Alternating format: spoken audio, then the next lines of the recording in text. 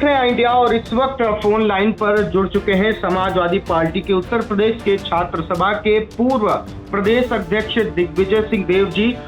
चूंकि अभी आपने विजिट किया था कल शाम को, जहां पर आपको बता दें कि महमूदाबाद से बिस्वा की ओर रोजन पुल के पास में नहर कटान हो जाती है और काफी जो गांव हैं वो बाढ़ की जद में आ जाते हैं। आप वीडियोस में देख रहे होंगे कि दिग्विजय सिंह देव भी देर रात वहां पर पहुंचते हैं और जायजा लेते हैं स्थितियों का। दिग्विजय जी, आपसे एक बात पूछना चाहूंगा कि अभी शीघ्र में कुछ घंटे पहले ही जल शक्ति मंत्री स्वतंत्र देव सिंह आए थे और उन्होंने बताया कि शाही जानवर के द्वारा गड्ढा खोदने के कारण ये प्रलय आई है, ये समस्या उत्पन्न हुई है जिसकी जद में कई गांव आए हैं। इस पर आप क्या कुछ कहेंगे? देखिए, इस समय तो बड़ा संवेदनशील मसला है और जिस तरह से मैंने रात में विविधता को देखा, जिस तरह से लोगों को परेशान देखा, जिस तरह से लोग अपने घर के सामान को लेकर, अपने जानवरों को लेकर, अपने जो बेचारा सालों से पता नहीं क्या क्या बचा के रखे होंगे, खासकर महिलाएं जिस तरह से परेशान थी। रात में जब हम करीब निकल रहे थे तो रोड पे सारे जानवर थे। उसके बाद मंत्री जी के द्वारा ये बयान देना मुझे थोड़ा अजीब सा लग रहा है, बड़ा हास्यास्पद है। मतलब ये तो भारतीय जनता पार्टी के पुराना काम है इस तरह की बातें करना।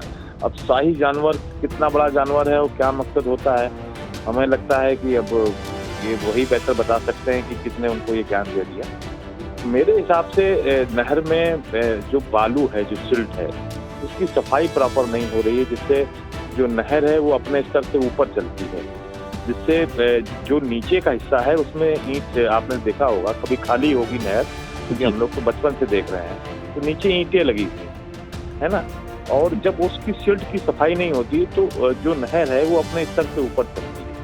इसके वजह से वो जो बालू नहीं निकाली जाती, इसकी वजह से वो फ्लो शायद ज़्यादा ओवरफ्लो रहता है, इसकी दिक्कत होती है। तो जो भी टेक्निकल दिक्कतें हों वो तो अधिकारी बताएंगे, लेकिन हम लोग जितना समझ पाते हैं, ये अगर सिल्ट की प्रॉपर सफाई हो नहरों में, जो बालू अगर पूरा साफ किया जाए तो नहर अपने लेवल पर चलेगी और इस तरह की घटनाएं जो है होने से बचेंगी। दूसरी बात, जो आज के समय में जो सबसे बड़ी समस्या है, जो कल देर रात में मैं देख रहा था, खैर हमारे महमूदाबाद के एसडीएम ऋषिका शुक्ला जी मौजूद, सबसे बड़ी बात यह है कि लोग कल जब पानी बढ़ रहा था तो लोग अपने गाँवों को, अपने घरों को छोड़ना नहीं चाहते थे, क्योंकि उनकी जीवन भर की कमाई, उनके कपड़े, उनके कागज, उनके तमाम चीज़ें घरों पर थे और घर के वो लोग घर छोड़ना नहीं चाह रहे थे।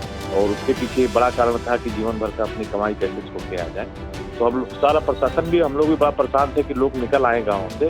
फिर धीरे धीरे पानी का स्तर कम हुआ है, अब थोड़ी सी परिस्थितियाँ थोड़ी सी ठीक हुई हैं, लेकिन जो आने वाली भविष्य की जो सबसे बड़ी समस्या है कि उनके भोजन का, जो जानवर हैं उनके भोजन का व्यवस्था कैसे होगी, उनके खाने का भोजन होगी। देखिए, बहुत सारे लोग प्रयास कर रहे हैं, लेकिन वो प्रयास कितना प्रयास हो सकता है जब तक सरकारी पूरा अमला ना लग जाए, क्योंकि जो भी लोग सजग लोग हैं, समाजसेवी लोग हैं, थोड़ा थोड़ा बहुत अपना राजनीतिक लोग हैं, सभी दल के लोग अपना भोजन पचाने का जो भी दे पा रहे हैं वो दे पा रहे हैं, लेकिन ये प्रयास नहीं है, इससे कुछ नहीं होने वाला, क्योंकि बहुत बड़ी संख्या है और भोजन सुबह दोपहर चाहिए ही, उसकी व्यवस्था करनी होगी। कपड़े लोगों के चले गए हैं, उसकी व्यवस्था करनी होगी। खासकर जो जानवर बड़े मवेशी हैं उनके लिए बड़ी संख्या में भूसा की, चारा की व्यवस्था करनी पड़ेगी। ऐसी परिस्थिति में किसी भी राजनीतिक बातों से अच्छा है कि हम लोग काम कर सकें, लेकिन मंत्री के द्वारा इतनी दूर आकर अगर मौके पर ये कहा जाता है कि जो किसानों का खेत का नुकसान हुआ है, जो उनके फसल का नुकसान हुआ है, उसके मुआवजे के बारे में सरकार उसका मुआवजा देगी, जिनकी जनहानि हुई है, अगर किसी के मवेशी की जान, किसी की भैंस मर गई है, किसी के जानवर मर गए हैं, तो उनको मुआवजा दिया जाएगा और आने वाले समय के लिए पर्याप्त मात्रा में भोजन की व्यवस्था की जाएगी, अनाज की व्यवस्था की जाएगी। ये सब बात कहते तो ज़्यादा बेहतर होता और ये अगर ढांढस देते तो अच्छा होता, लेकिन ये बात शाही की कह देना, ये टेक्निकल बात समझ में नहीं आती, तो बड़ी मजाक बनाने वाली की बात है। शाही कहाँ कितना बड़ा जानवर होता है, वो हमको लगता है तो ज़्यादा नमी के क्षेत्र में जहाँ पानी हो वहाँ जाता भी नहीं है, तो सूखे में जैसा में ज़्यादा रहने का वो रहता है, जो भी इसका नहीं है। तो इस तरह का बयानबाजी से थोड़ा सा दुख हुआ। इस तरह की परिस्थितियों में सरकार को आगे आना चाहिए, सरकार को पूरी ताकत से लोगों की मदद करनी चाहिए, क्योंकि इतना बड़ा, जब इतनी बड़ी संख्या में 50 गांव, कल मैं रात में रमुआपुर में था, जदुआपुर में था, चलाकापुर में था, आगे जो जहाँ पर नहर कटी वहाँ आगे रोड पर भी पानी आ गया था रात में। तो रात में रास्तों में जाने में डर लग रहा था। और जिस तरह से लोग हैरान परेशान अपने जानवरों को लेकर सड़कों पर आ गए थे।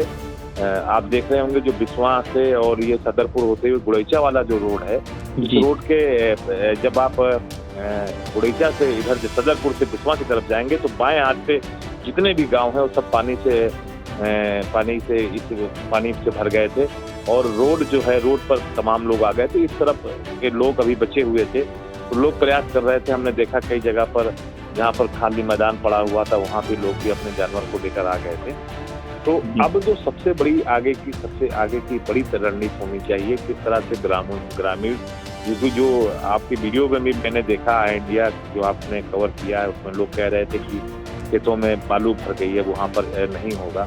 तो उसके लिए क्या सरकार करेगी? खड़ी फसल लोगों की धान की चली गई है, उसके लिए क्योंकि बहुत सारे लोगों ने लोन ले रखा होगा, बहुत सारे लोगों ने KCC पे पैसा उठाया होगा, बीज का और क्या कहते हैं खाद का, इसका पैसा ले रखा होगा। बहुत सारे लोगों का जो अनाज भर के रखा था वो खराब हो गया, भूसा खराब हो गया।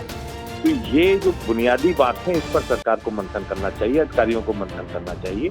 और इन बुनियादी बातों पर कि लोगों के लिए भोजन और बीमारी भी, अब पानी चूंकि बरसात का सीजन है, पानी जो है पहले से ही खेतों में सब जगह पानी है। और जो जमीन की ऑब्जर्व करने की क्षमता है वो भी ओवरफुल है, पहले से ही पानी ऊपर बरसात के मौसम में है। तो बहुत जल्दी पानी भी नहीं सूखेगा। जब नहीं सूखेगा और धूप खिलेगी तो बीमारियां भी बहुत फैलेगी। इसके लिए भी हमको तैयारी करनी पड़ेगी कि बीमारियां ना फैलने पाए, महामारी ना फैलने पाए। तो ये बड़ी आगे का समय जो है वो बड़ा टिपिकल है, उसके लिए बड़ी रणनीति की जरूरत है। और ग्रामीणों को, किसानों को किस तरह से हम मदद कर पाएँ इसकी जरूरत है। इसके बजाय कि राजनीति की ज़्यादा बात की जाए, राजनीति की बातें छोड़कर लोगों की मदद करने की जरूरत है, किसानों को, ग्रामीणों को कैसे हो। और सरकार अपनी पूरी जिम्मेदारी तय करे, पूरी जिम्मेदारी से काम करे। सरकार ही इतने बड़े स्तर पे, क्योंकि करीब 50 गाँवों के आसपास की संख्या है और पानी अभी भी लोग बता रहे हैं आगे सदर की तरफ बढ़ रहा है। तो इस तरह से फसलें नुकसान होंगी और भविष्य लोगों का अंधेरे में जाएगा।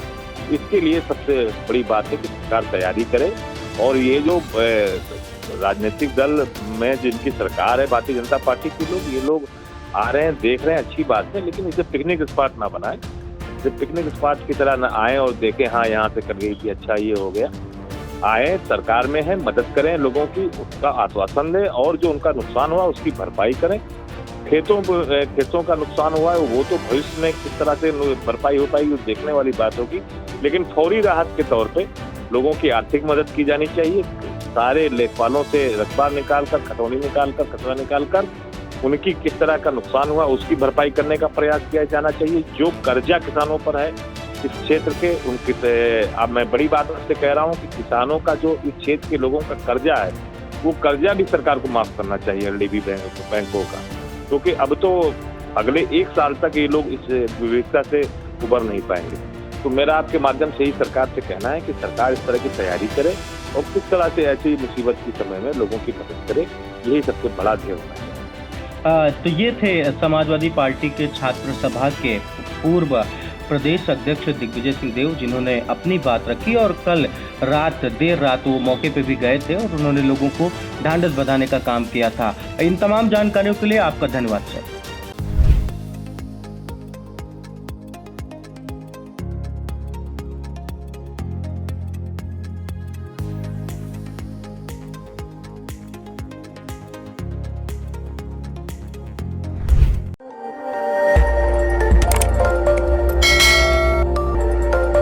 खबर आपकी, नजर हमारी।